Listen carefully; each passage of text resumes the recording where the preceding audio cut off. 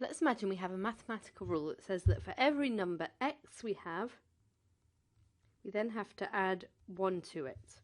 So for instance, if we had 0, then that would become 0 plus 1 or 1. If we had 1, that would become 1 plus 1, which is 2. If we had 2, we'd add 1 to it, that becomes 3. If we had minus 1, we'd add 1 to it, that would be 0. If we had 0.01, add 1 to it, that would be 1.01. So what I've just described to you here is a function. So a function is a rule. So that I've represented that by this arrow here, that maps, is the technical term for it, a single number, so that's our single numbers on this, but there can be a whole load of different ones, but in each case it's just a single number to one other single number, to one other single number, and that's important. And the way we write it is, so the function of x, f of x, is x plus 1. So that's how you'd write it mathematically. And you'll notice that all these values form a line.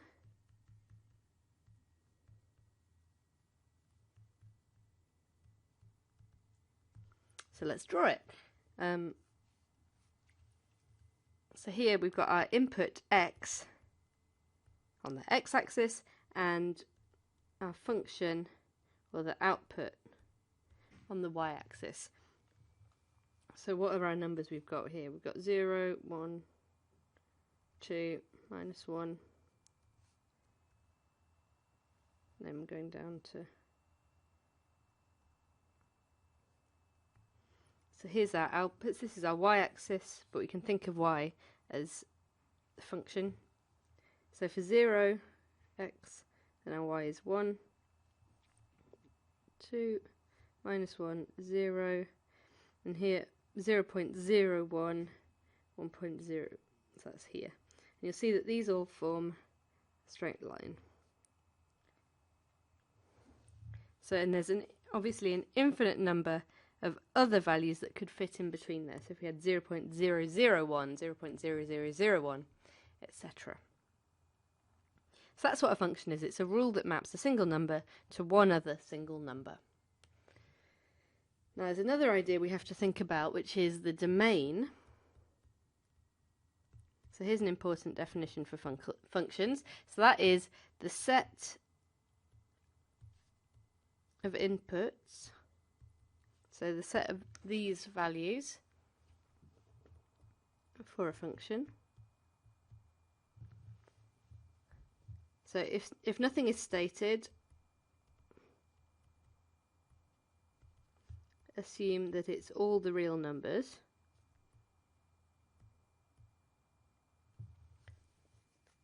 But sometimes you want to define the domain of the function, so the numbers that you can use as inputs.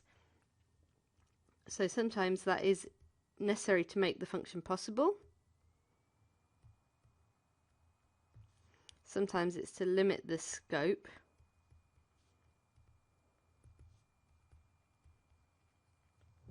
So here, so we'd write it as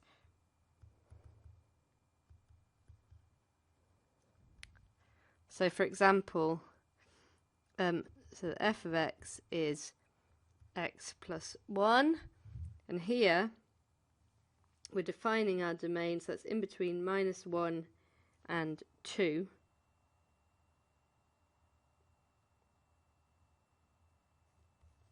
So we could write, once we write 4, minus 1 plus or minus x plus or minus 2. So you'd write something like that.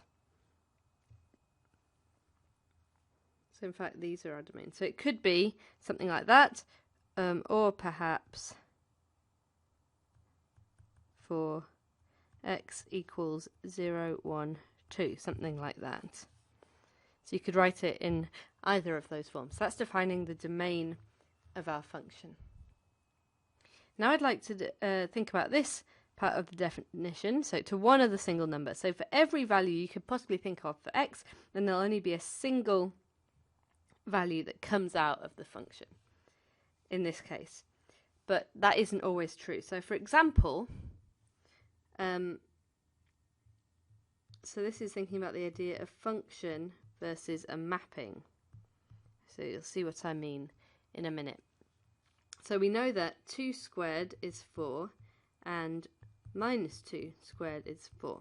So we can take, what I'm talking about here is mapping the square roots of numbers. So let's map a number to its 2 square roots. And we'd write that as f of x, in fact let's write this in blue. So f of x is plus or minus the square root of x. So that's how you get to this. So if we put 4 in, then this is the way that we would get 2 and minus 2. And we have to define the domain here. So we'd have to say for x is greater to or minus 0. And we have to do that. You can't take the square root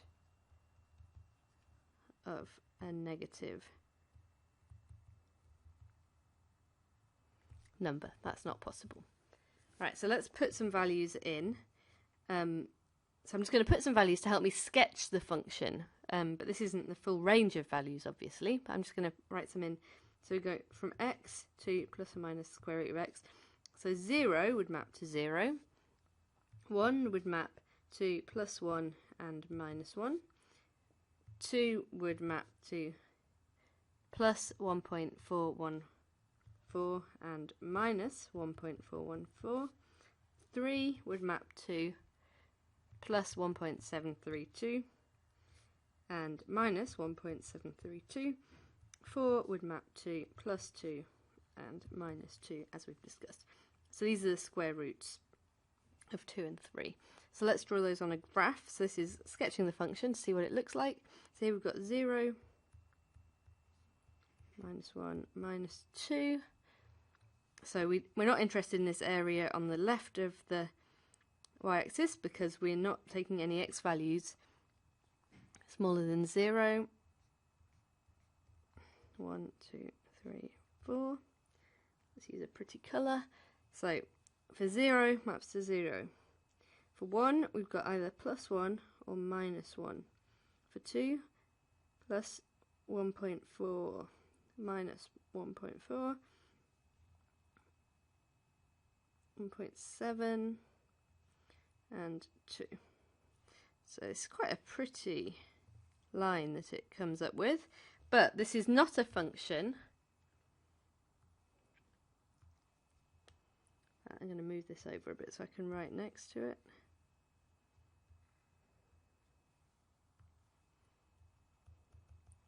Not a function.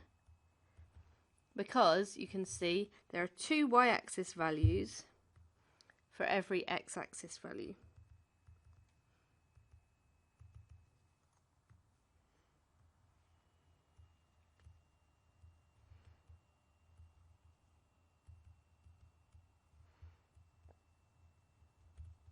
Y-axis values for every x-axis value. So this is mapping. Let's write that in red.